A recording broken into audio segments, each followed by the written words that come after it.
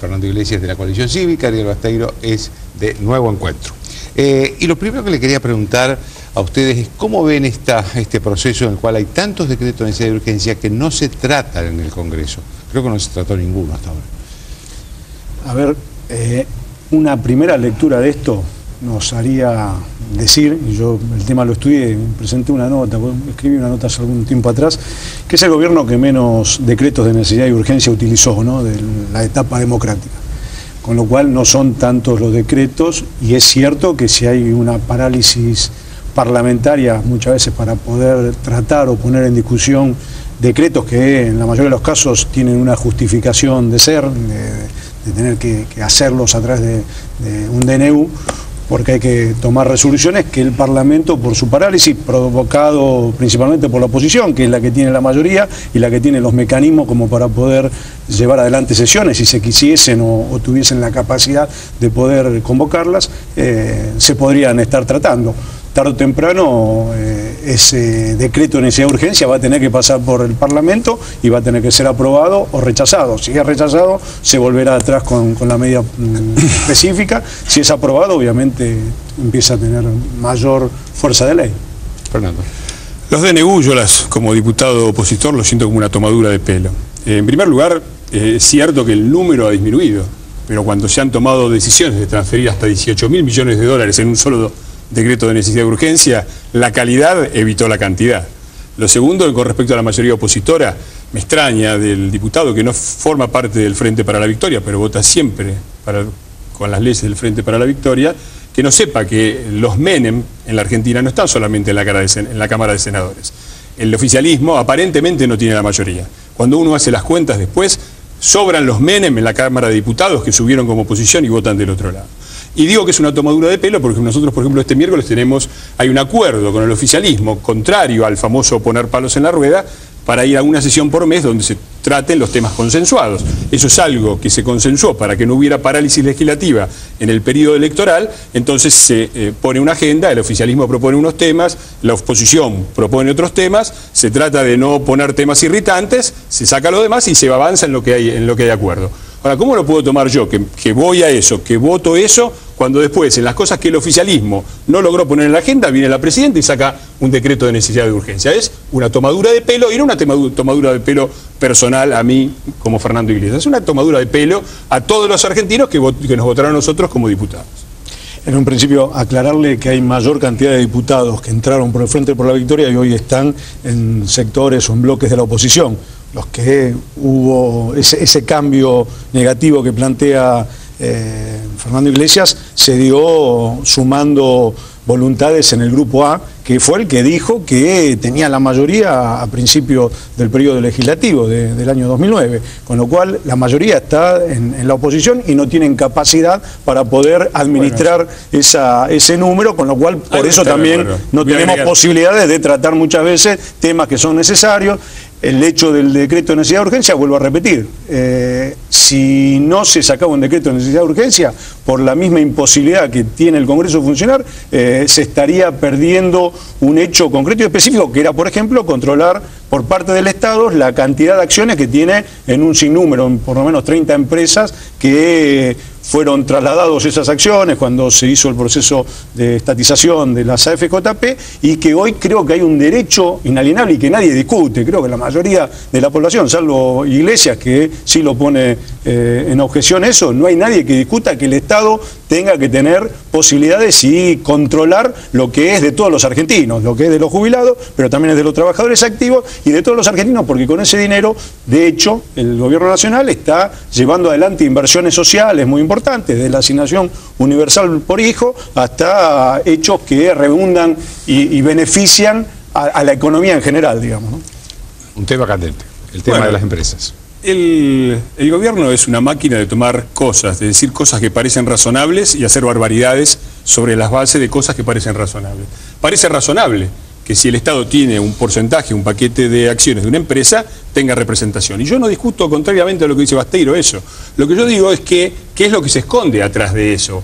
Porque con este gobierno ya sabemos que el discurso va para un lado y las acciones van para otro. Primero, es una mentira lo que dice el gobierno y lo que dice Basteiro, que es el único modo de control.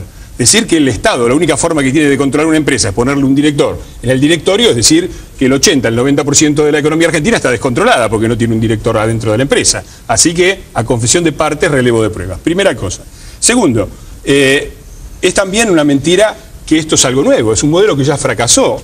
El modelo del director del Estado que controla las AFJP, que controla aerolíneas, ya lo empleó el kirchnerismo. Y después para decir, por ejemplo, que en Aerolíneas Argentinas, un ejemplo que no es casual porque el que se propone para Techín es uno que estaba en el directorio de Aerolíneas Argentinas, ya sabemos a dónde llegó, a un déficit enorme que pagamos todos los argentinos para que el 5% de la población más rica viaje pésimamente en aerolíneas. Y fracasó también con el otro gran director del gobierno, que era Moreno, a quien hemos visto con guantes de box en una asamblea accionaria de papel prensa. Así que, y lo vimos también a Moreno en la papelera Mazú, a donde fue a rehabilitar la empresa y la fundió en pocos meses, dejando a los trabajadores en la calle. Así que eso ya fracasó.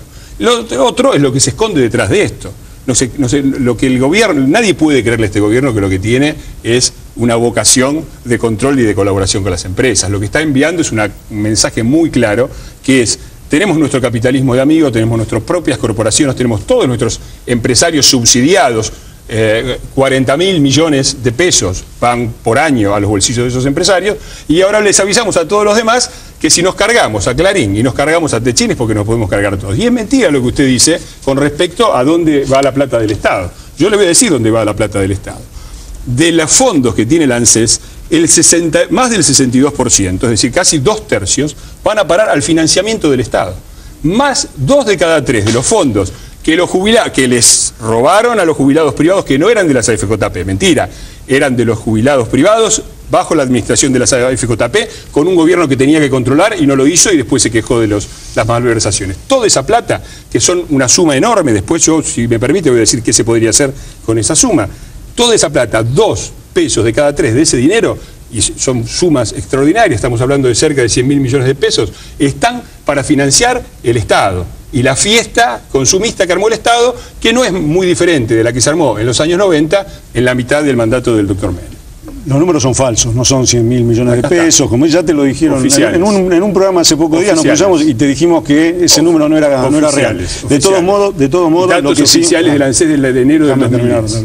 De todos modos, lo que es llamativo es que haga eje, que Iglesias haga eje sobre Axel Kicillof, que es el director que el Estado tiene intenciones de llevar a controlar la empresa del Grupo Techín, o en Moreno, y nunca haya advertido, ni nunca, hoy mismo no se preocupe por cómo las AFJP administraban el dinero de los jubilados y de los trabajadores, haciendo inversiones que fueron mayoritariamente desastrosas, comprando acciones a 30 pesos, vendiéndolas a los pocos días a 7, situaciones que generaron un perjuicio muy grande en los fondos de pensión, y particularmente que afectaron directamente a aquellos que capitalizaron, que estaban inscriptos en AFJP, que estaban asociados a AFJP.